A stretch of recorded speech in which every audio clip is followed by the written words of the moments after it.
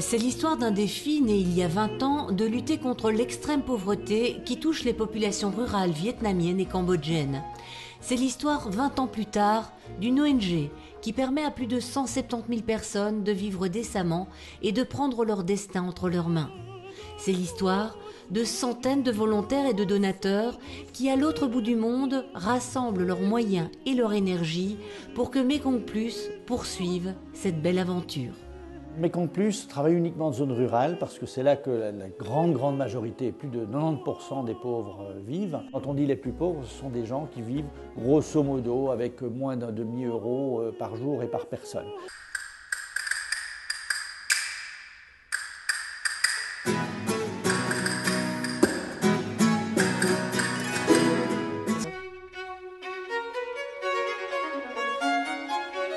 Depuis maintenant 2-3 ans, on a axé quand même une grosse partie de notre stratégie de récolte de fonds sur base de challenge cycliste, de challenge sportif, je crois, qui correspond un peu aux valeurs de notre ONG. C'est vraiment l'année passée, en faisant le premier challenge cycliste de Mekong Plus, que je me suis vraiment dit « Waouh, ça c'est une super ONG ».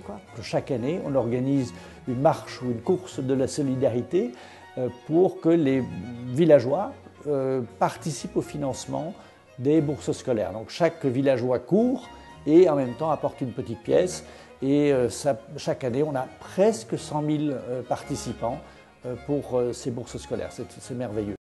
Avec Claire, j'ai un peu pris la direction, si on peut appeler ça, d'un nouveau challenge, un raid Bruxelles-Saigon, 10 000 km, d'avril 2014 à décembre 2014. Et on a divisé le circuit donc en fait en étapes d'environ entre 400 et 900 km en fait.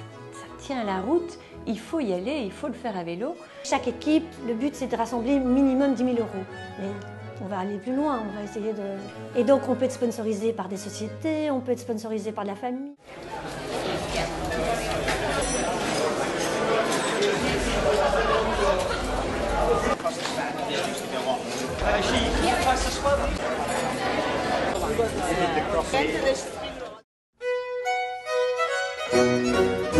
Il faut vraiment que ça coûte pas cher. Pourquoi? Parce qu'une grande partie des actions sont en fait financées par les populations elles-mêmes. Pour toute action de Mekong Plus, on peut dire qu'en moyenne, il y a la moitié, parfois les 2/3, qui sont financés directement par les populations. Ce qui m'a motivée et que j'essaye de faire passer comme message, c'est que Mekong Plus, c'est vraiment le moindre centime est réinvesti. Aujourd'hui, on a atteint une ampleur vraiment assez fabuleuse, avec des Vietnamiens qui sont tout à fait opérationnels et qui mènent leur travail, je dirais, quasiment sans aide technique extérieure. Et on fait la même chose au Cambodge.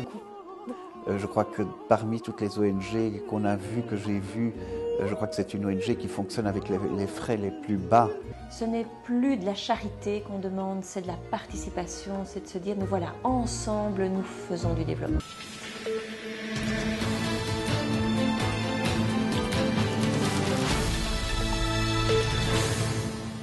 Chers amis, je ne pourrais pas être des vôtres aujourd'hui puisque dans quelques instants, je présenterai, comme chaque soir, le JT de la RTVF.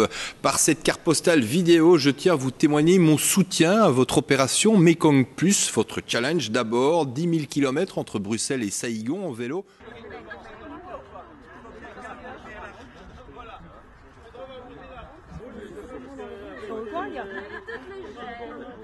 Bon, allez, voilà.